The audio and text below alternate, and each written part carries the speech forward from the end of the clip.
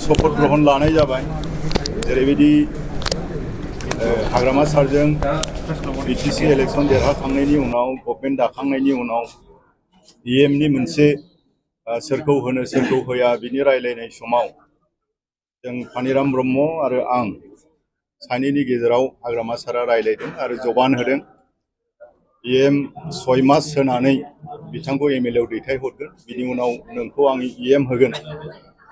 बेखौनो बिथाङा सारा दिनै बुंदों आरो जेरैबायदि खोथा बुंबाय बेबायदिनो दिनै बास्तबआव नोंथांमोना नुनो मोनबाय आरो आङो सारखौ जोबोद धन्यबाद होदों हाजार हाजार धन्यबाद होदों हाग्रामा महिलारी सारखौ जोंनि डक्टर हिमन्त बिश्व शर्मा सार आरो भारतबर्षनि प्राइम मिनिस्टार नरेन्द्र मोदी सारखौ जितु जोङो एनडिए आव दङ हिसाबै आङो साबायखर होदों आरो रायजोनि आशीर्बाद ब्लेसिं जाहाथे सैथोयै आरो नंगौयै बयखौबो गोजोन होनानै जाहाथे आङो खामानि मावलांनो हायो बीटीसी ओनसोलनि थाखाय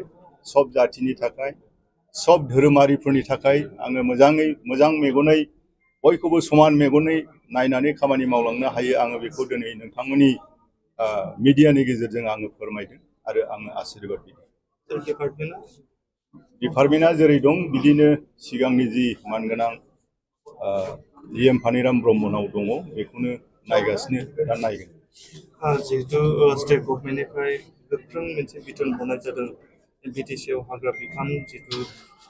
खाजोना बा बिनि गुबुन बिथिङाव आयेन बेरेखायै फसंनाय मिलनि सायाव गोख्रों राहा लानांगौ होननानै बेफोरखौ आङो अफिसाव जिरायथ'वाखै अफिसाव जिरायनायनि उनाव आङो अफिसारफोरजों रायलायनानै बबेया लिगेल दं बबेया इलिगेल दं बेफोरखौ गासैबो नायबिजिरनानै जेरैबायदि जोंनि आसाम सरकार एनडिए सरकार आरो हाग्रामा जोंनि सारनि सरकार आरो हाग्रामा सारा जेखौ सैथोखौ लुबैयो बीटीसी गभर्नमेन्ट आरो आसाम गभर्नमेन्ट जेरै सैथोखौ लुबैयो बेबायदिनो रावनिबो जाहाथे एफेक्ट जायालासिनो गभर्नमेन्टनि प्रपार्टिखौ रैखाथि होनो हायो आरो रेभिनिउखौ बारायहोनो हायो बेखौ आङो नोजोर बोनानै आरो सैथोयै खामानि मावलांनो थाखाय आङो आसा खालामबाय आरो जाहाथे आं मोजाङै मावलांनो हायो बेखौनो आङो भरसा खालामदों फरेस्ट डिपार्टमेन्टनि इन्टारभिउआ खम समनि गेजेराव जानो थांगासिनो बेखौनो आं दहाय बुंबाय गासिबो दासिमाव आङो सियार आरो टेबोलाव जिरायाखै सियाराव जिरायाखै समजों लोगोसे बेफोर मा जानानै दं बे फरेस्ट डिपार्टमेन्टआव मा जानानै दं दासिमाव मोनबेसे साख्रि ओंखारदों मा साख्रि ओंखारदों बबेयाव मा जादों जायाखै बेखौ आंहा अफिसारफोरजों रायलायनांगौनि आं बुजिनानै लानांगौनि सम दङ गासैबो खोथाखौ आं दिनै फिर मोनसेनिफ्राय मोनसे बुंजोबनो हाया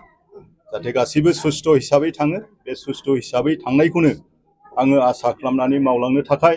आरो जाहाथे जोंनि बीटीसी गभर्नमेन्ट आसाम गभर्नमेन्टआ जाहाथे बदनाम जाया बेखौ आङो आसा खालामो